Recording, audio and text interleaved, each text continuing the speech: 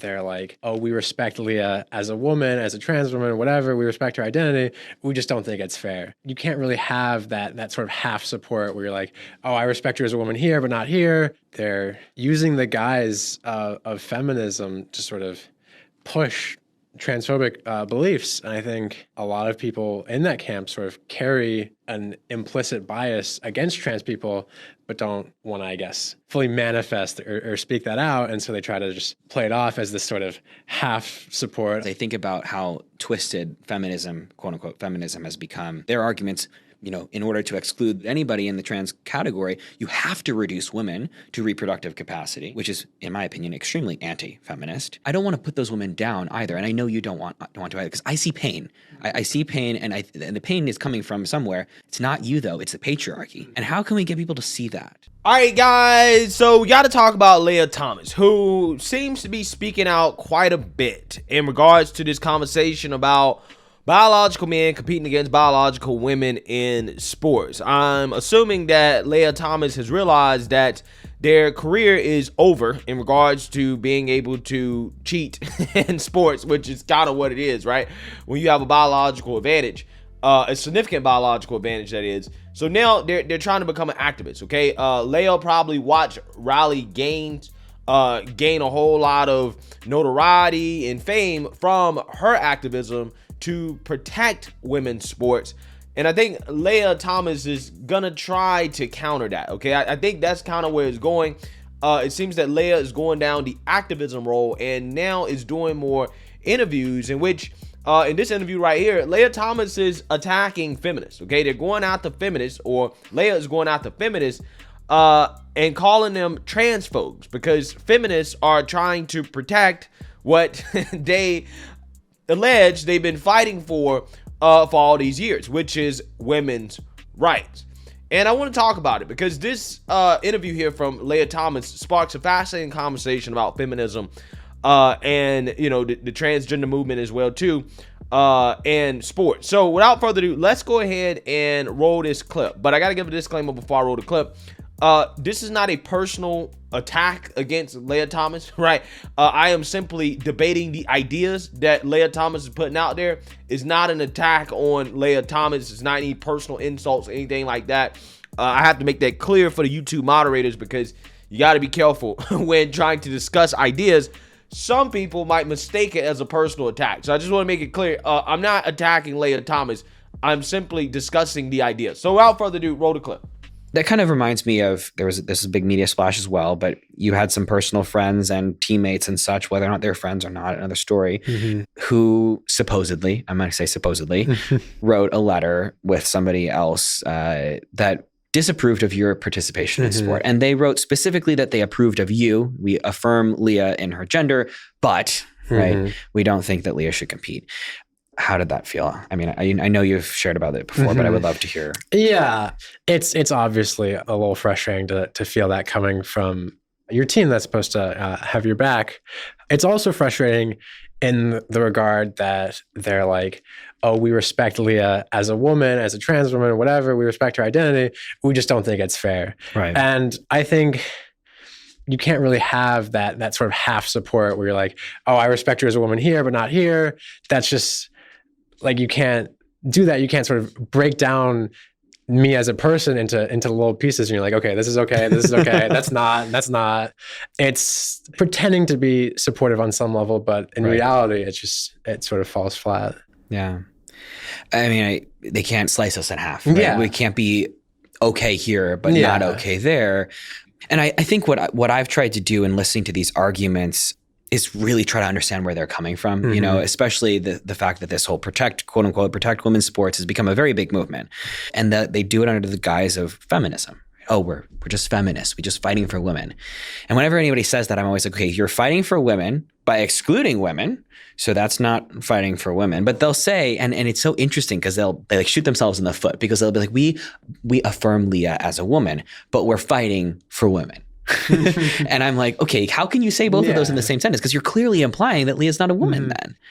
I was at a convention recently where there was a quote unquote, protect women's sports protest. And a couple of the protesters came up to us to talk to us. And I say us, it was me and a bunch of people on a panel.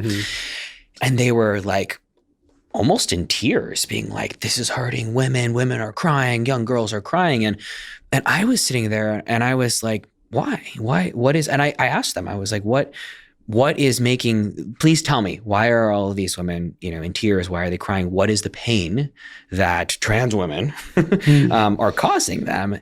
And the answer was something about opportunities being taken away. And first of all, it's the same exact arguments that came up when Black women began to be in sports first, which, it's just, you don't want a woman who doesn't look like you perhaps, or who isn't fitting your version of womanhood to win.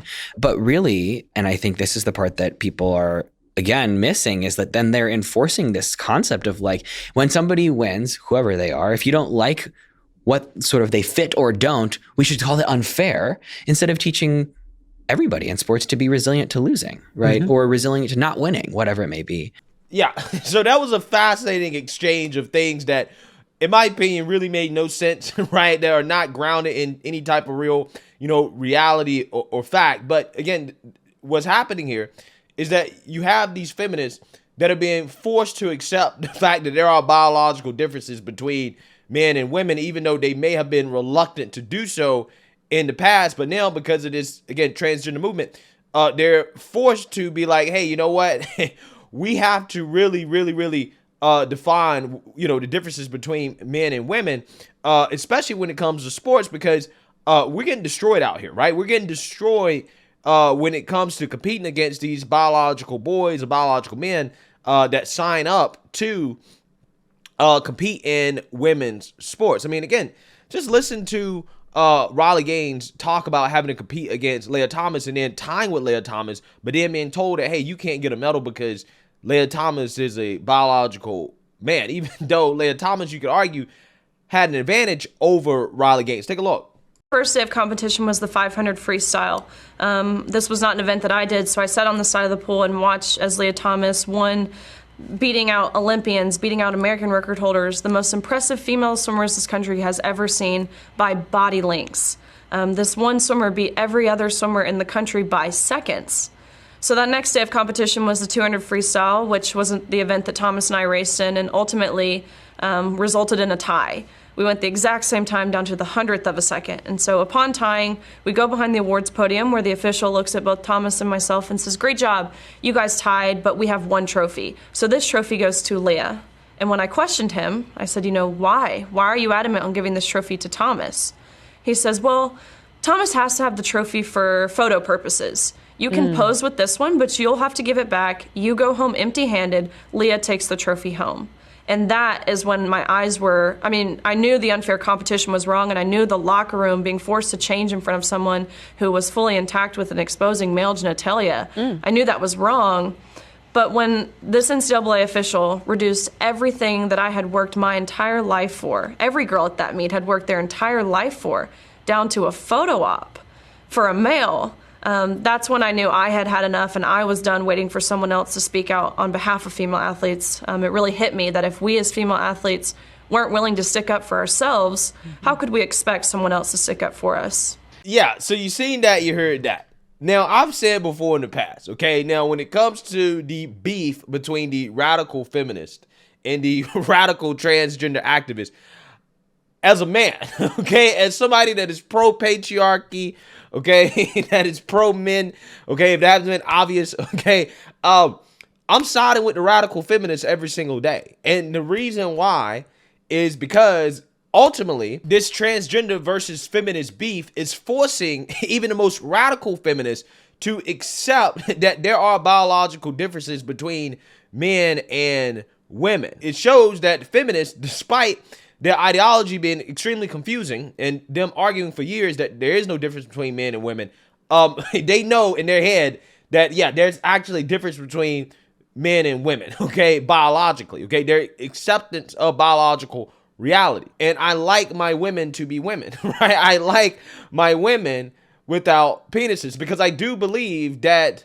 women, the female reproductive system is one of the greatest creations that God has ever made. I really do believe that for multiple reasons, okay? I think that I would much rather have my women be women than my women be men. But you could argue that the radical feminists have opened the door with their ideology to transgenderism because they believe, radical feminists believe, that the only reason that men and women think or act differently is not necessarily because of biological differences as much as it is because of a social construction that has been forced upon them by society, aka men, which separates their ideology from the transgender ideology. Okay, so I have to explain this because I don't think that these transgender activists really understand feminism. Okay, because if you understand feminism and what they believe, then it would totally make sense for them to be antithetical to the transgender movement. Because again, transgender people, right? You could argue, they say, hey, I'm trans because I feel that I am the opposite sex or the opposite gender. Some may go as far as to say, hey, I have the brain of the opposite sex or the opposite gender or whatever. However, feminists reject that notion. They reject the idea or the notion of a female brain. So they don't view gender as an identity as much as they view it as a caste. And any male or man that is trying to be a woman is simply exercising their privilege to choose to live their life as a woman, is still exercising male privilege, even if, again, they choose to accept what they argue is a subordinate position in society, which is being a woman. And that is something that means that a transgender woman can never understand what it's like to actually be a woman because they are exercising male privilege just by the fact that they are choosing to be a woman, which is not something that biological women can do. They can't choose to be a woman. Okay, so this idea that gender or sex is not grounded in biology, it's not grounded in chromosome or genitalia, but more about somebody's lived experience in regards to how they feel, feminists reject that. But again, you could argue that feminists have opened up the can of worms in regards to gender ideology by making these arguments that the only reason that men and women think and act differently is due to the patriarchy, right? People like myself, evil men, forcing them to think and to act in certain ways that is not necessarily grounded in biology, even though they acknowledge that biological differences are there. They think that, well, again, how women think and act is more of a social construction rather than a biological construction. Okay, which again kind of opens up the door to a biological man saying, well, if that's the case, if we're talking about the difference between men and women and how they act and think is just a social construction, it's something that's forced on them by society, then why can't a biological man be a woman since it's just a social construction? So again, you could argue that feminists have opened up this can of worms for themselves, and they're trying to close it however they can, okay? And now they're fighting for their rights, okay? They're fighting for their rights to not have to compete against biological men in sports or to have biological men in women's spaces. And it's just funny to witness how that ideology and that movement has come full circle with the natural conclusion being that, hey, since the difference between men and women is ultimately a social construction, which is what feminists have argued for years, that means that men can be women too. And now that has opened up these men who you could argue are just using feminist ideology to say that, hey, you know what, I'm a woman, right? I am a woman, and I should be treated like a woman, and I should be socialized like a woman in society and whatever. And these women, these feminists are now realizing that, oh, wait, biology matters, right? This social construction argument has led us down a road where, again, we're being replaced in, arenas that traditionally have been just for women. Things that we fought for years, again, are being replaced. We're seeing the writing on the wall in regards to where this is going, where this is leading to, because of our arguments against the biological differences between men and women. Again, it's truly fascinating stuff. Okay, it really is. So let me know what you guys think. Make sure you like, comment, and subscribe. Most importantly, share a Black conservative perspective. Peace.